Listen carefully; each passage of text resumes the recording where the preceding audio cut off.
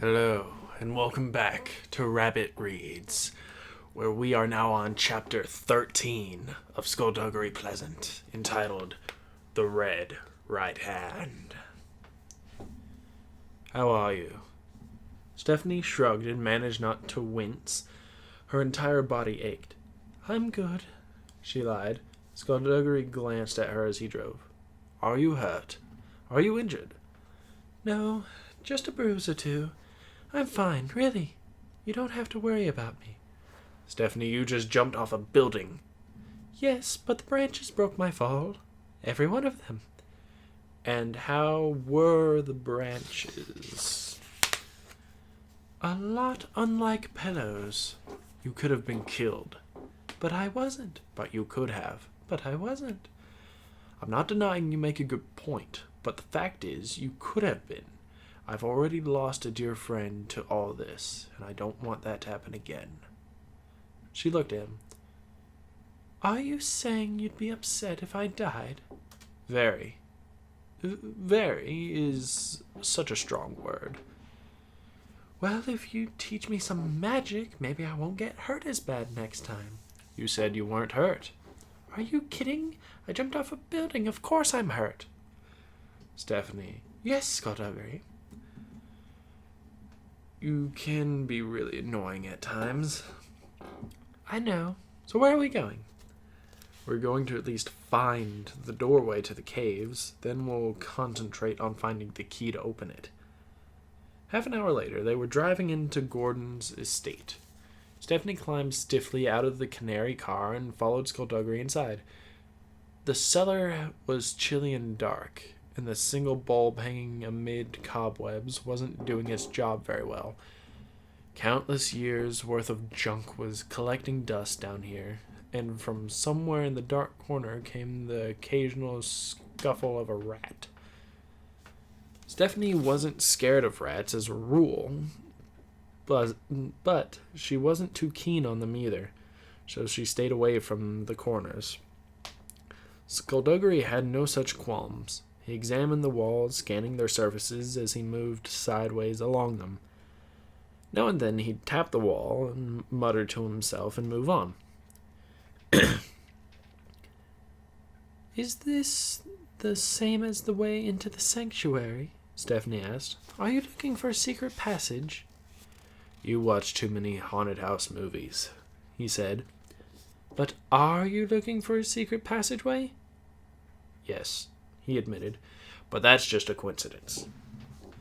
She pulled up the sleeves of her coat, revealing an ugly bruise on her arm, and covered it again before Skulduggery glanced over. Did Gordon build the passage? She asked. No, it was included in the original designs a few hundred years ago. This was a sorcerer's house. And he built a secret passageway into the caves? I thought you said the caves were a death trap for sorcerers. I did say that, yes. So why did he build himself a shortcut? Why was he a stupid sorcerer? No, he just wasn't a very nice one. He used to drag his enemies down there and leave them to whatever creatures were hungriest. What a charming history. I can see why my uncle bought the place. Aha! Stephanie moved closer. Skulduggery's hand was flat against the wall. He moved it, and she could see a slight indentation, almost invisible to the naked eye. That's the lock? Yes. This is one of those good old-fashioned key-required locks. The kind spells won't open. Dang it. Can you break it? I could break it, but then it wouldn't work, and we couldn't get the door open. I meant break through it. That would work if the door was in the same place as the lock, but things are rarely that straightforward. So we need the key. We need the key. I don't suppose we'll find it on one of Gordon's key rings. Indeed. This is not a regular key we're looking for.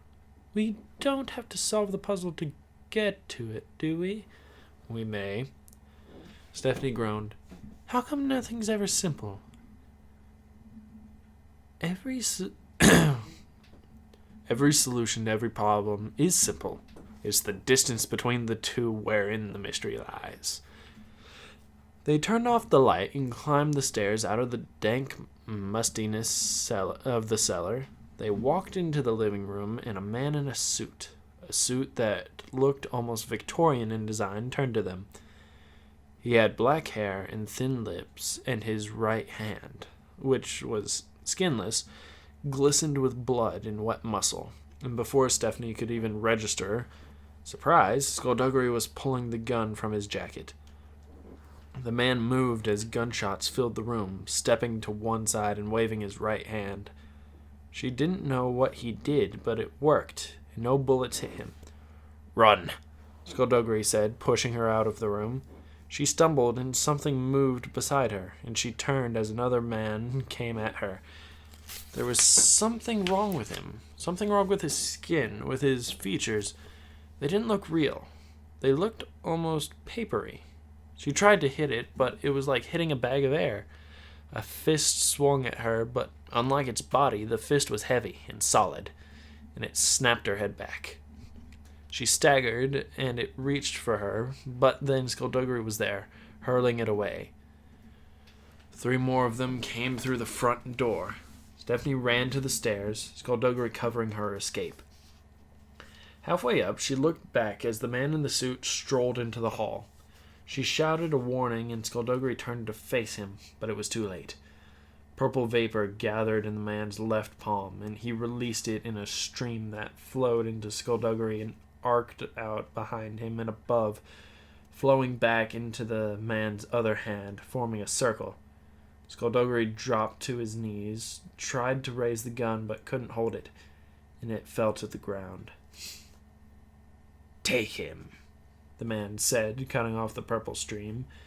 Skulduggery sagged, and 3 of the paper men grabbed him, started dragging him out of the house. The man motioned to the 4th.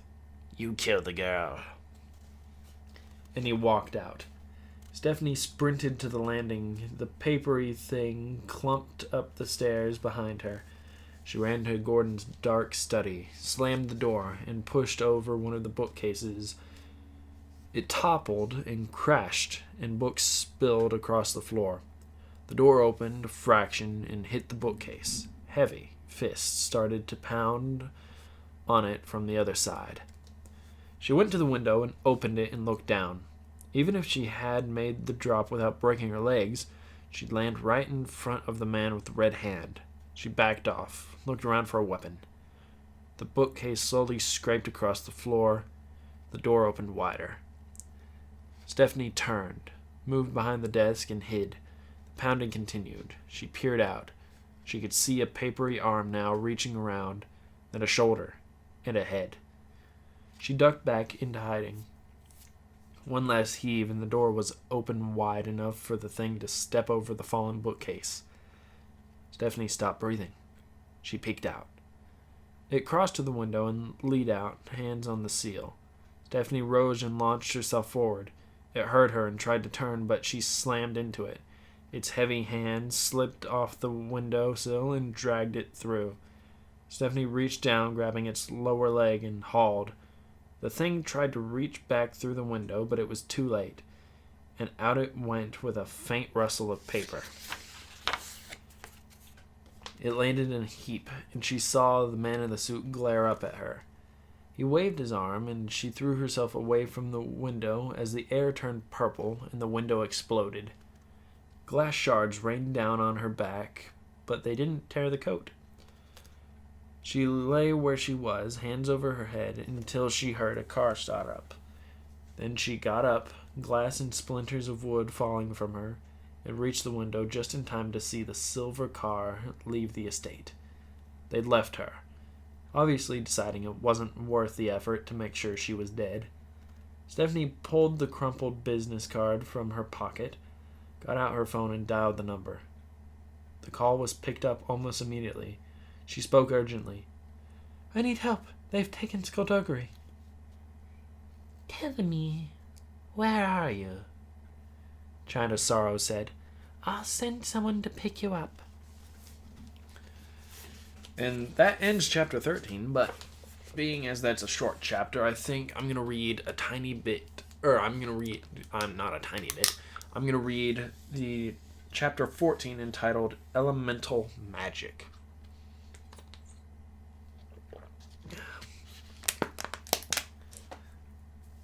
Pardon me, had to get a drink of water.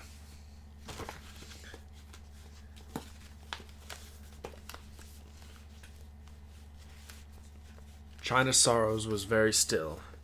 She sat with her legs crossed, hands flat on the arms of the chair. The sounds of the city at night did not seep into her apartment. They were alone in here, the only two people left on the face of the earth. Stephanie watched her and waited. The apartment was vast, occupying the space around the hall from her library. Stephanie had leaped out of the car China had sent, run up the stairs, and had been directed in here by the man in the bow tie. No time had been lost. Skulduggery was in danger, and they needed to get him back now. China spoke at last. How can you be sure it was Serpine? What? Stephanie said, exasperated. Of course it was Serpine. Who else could it have been? A delicate shrug of delicate shoulders. We have to be sure, that's all. I am sure, okay? China looked at her, and Stephanie felt ashamed of her impatience. She lowered her eyes and closed her mouth. She was so sore. Her body was so sore. But it was all right now, because she was safe, and China would know what to do. Everything would be okay. Stephanie would wait for her to make a decision, no matter how long she deliberated, and she felt sure that Skulduggery would be safe and well, even if he wasn't. What did it matter? China knew what was best, and if she wanted to wait, then Stephanie would be happy to wait with her. No, she said to herself, that's the spell. That's China's spell working on me. She dragged her eyes up, met China's gaze, and thought she saw a flicker of surprise. What are you going to do? Stephanie asked. China rose from the chair in one graceful movement. I will see to it, she said. You should go home, dear. You look dreadful. Stephanie felt herself blush. I'd rather stay, she said. I could take some time before plans are in place. Wouldn't you be more comfortable in familiar surroundings? Stephanie didn't like disagreeing with China, but she couldn't be home, not while Skulduggery was in trouble. I'd rather stay, she repeated softly. Very well, China said with a small smile. I must leave, but I'll return when I have news. Can I come with you? I'm afraid not, child. Stephanie nodded, hiding her disappointment. China left the building, accompanied by the man in the bow tie. Stephanie stayed in the apartment for a while, but despite the fact that it was almost 3 a.m, she couldn't relax. There was no TV, and the only book in a language she could understand was a leather-bound address book on a small table. She crossed the hall and stepped into the library. She passed a man in a porcelain mask, too engrossed in his reading to notice her. She walked slowly, reading the titles on the spines of the books, trying to keep her mind occupied. If she could find something here, a book that had what she needed, then maybe she wouldn't be so helpless next time she went up against Serpine, or anyone else. If she'd had even the slightest bit of power, she might have been able to help Skulduggery. Stephanie followed one shelf to its end, then chose another one, wandering deep into the labyrinth. She couldn't work out the system. The books weren't arranged alphabetically, or by author, or even by topic. It all seemed completely random. You look lost. She turned. The young woman who had addressed her slipped a book back into its place. She had tousled blonde hair, and she was pretty, but her eyes were hard, and she wore a sleeveless tunic that showed her strong arms. She spoke with an English accent. Oh, whoops. I'm looking for a book, Stephanie said, unsure. What's the voice for her?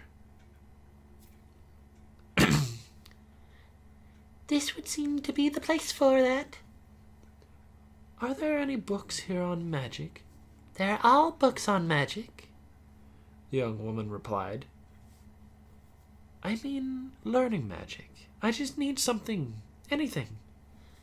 You have no one to teach you? Not yet. I don't know how to find anything in here. For a moment, Stephanie felt like she was being studied. Finally, the young woman spoke again. My name is Tanith Lowe. Oh, Tanith. What voice did I give Tanith? I forget. Oh, hi. I'm afraid I can't tell you my name. No offense. What voice did I give Tanith? Oh well. None taken. The books are arranged in terms of experience. These are far too advanced for someone without instruction. 2 rows over, you might find what you need. Stephanie thanked her, and Tanith walked away. Disappearing into the maze of shelves, Stephanie found the section she was referring to and started scanning the titles. An introductory guide to monster hunting, the sorcerer doctrines, a history so far, 3 names. Stephanie took the 3 names book from the shelf and flicked through it. She came to the part on taken names, a chunk of the book that went on for roughly 200 pages, and scanned the headings in bold print. She turned pages, skimmed paragraphs, looking for anything that stood out. The best advice it had for taking a name was, the name you take should fit you, define you, and already be known to you. She put the book back, unimpressed, and scanned a few more titles before she found it. Elemental Magic. She took it down and opened it and started reading. This was it. This was what she was looking for. She found an old chair in one corner and sat, bringing her legs up under her. Her mobile phone was perched on the arm of the chair. Stephanie held one hand, closed it, trying to think of the space between her hand and the phone as a series of interlocking objects. Moving one would move another, which would move another, which would move the phone. She focused, opening her hand slowly, and then snapped open her palm like she had seen Skulduggery do. Nothing happened.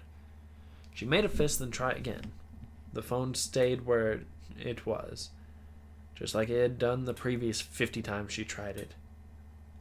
How's it going? She looked up as Tanith Lowe approached. You're starting off too big, Tanith said. A phone's too heavy. A paperclip would be enough. I don't have a paperclip, Stephanie said. Tanith took the book from her, opened it, and balanced it on the arm of the chair. Use that, she said. Stephanie frowned. But that's even heavier than the phone. Not the book, just the page. Oh, Stephanie said. She concentrated again, flexed her fingers, and splayed her hand. The page didn't turn. It didn't even lift. It takes time, Tanith said, and patience. I don't have time, Stephanie said bitterly, and I've never had patience. Tanith shrugged. There's always the possibility that you just can't do magic. It's one thing to know it exists. It's quite another to be able to do it yourself. I suppose, Stephanie said. There's some bruises you've got there. Stephanie glanced at her arm to where her sleeve was pulled back. I had a bit of trouble, she said. So I see. Did you give as good as you got? Not really, Stephanie admitted. But most of the bruising was done by a tree anyway, so... I've fought just about every type of opponent you can name, Tanith said. but I've never been attacked by a tree. Well done. Thank you. Tanith dug into her pocket and brought out a piece of yellow porous rock. Run a bath and let this dissolve. A few minutes in there and the bruises will be gone. Stephanie took the rock. Thank you, she said, and Tanith shrugged. I don't want to scare you, but this might be the best time for someone to start learning magic. Bad things are happening. Stephanie didn't say anything. She didn't know anything about Tanith, and she didn't know how many sides there were to the coming conflict. She wasn't about to start trusting perfect strangers. Thanks for the rock, she said. Not a problem, Tanith responded. Us warriors have to look out for one another. Stephanie saw movement through the stacks. The man in the bow tie was back, which meant China had returned. I have to go, she said at once, getting off the chair. She found China in the apartment, her back to Stephanie as she approached. Have you told the elders? Stephanie asked.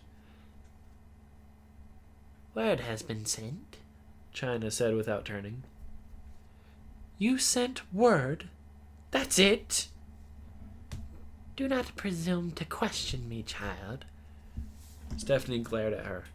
I really wish you wouldn't call me child. China turned. And I really wish you would pick a name so I wouldn't have to. Why aren't you going to the rescue? Going to the rescue, China said with a laugh. On your horse, is that right? With bugles sounding, with flags waving? You think that's how it works? Skulduggery has come to my rescue. Well, they don't make them like him anymore, do they? Sending word isn't good enough. Meritorious has to be told. Tell him we need Skulduggery to get the scepter. Tell him without Skulduggery, Serpine will destroy everything. Tell him whatever you want, but we have to make the elders act. And then what? They call the cleavers to action. They call their allies together, and then we all go merely along into war. Child, you know nothing about war. You think it's big, and it's loud, and it's good versus evil. It's not. War is a delicate thing. It requires precision. It requires timing. We don't have timing. Not so. Time is short supply, but we still have it. So you're delaying. Why? I cannot have chaos erupting around me until I am prepared for it. I am a collector. I am an observer. I don't participate. My resources and my standing must be secure before I can allow uncertainty of war to crash down upon us. And what about Skulduggery? While you're waiting for the right moment to tell everyone Serpine is the bad guy, Skulduggery might be killed. The hesitation that flickered across China's face was barely noticeable. There are casualties in every conflict. Stephanie hated her. She turned and stormed back to the open door. Where are you going? China called after her. I'm going to do what you're too scared to do yourself. No, you're not. The door slammed shut before Stephanie reached it, and she spun around. China was walking towards her, her exquisite face perfectly calm.